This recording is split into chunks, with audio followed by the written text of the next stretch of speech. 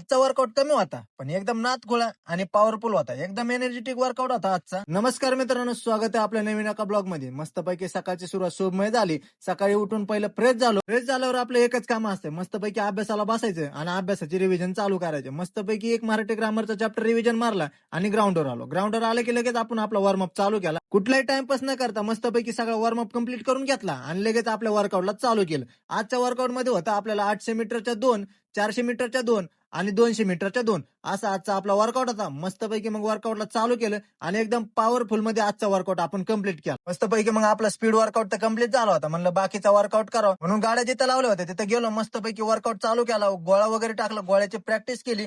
घरी आलो. आता घरी आल्यावर आपला डाएट तर संपला होता म्हणून डाएट न खाता डायरेक्ट लायब्ररीत गेलो.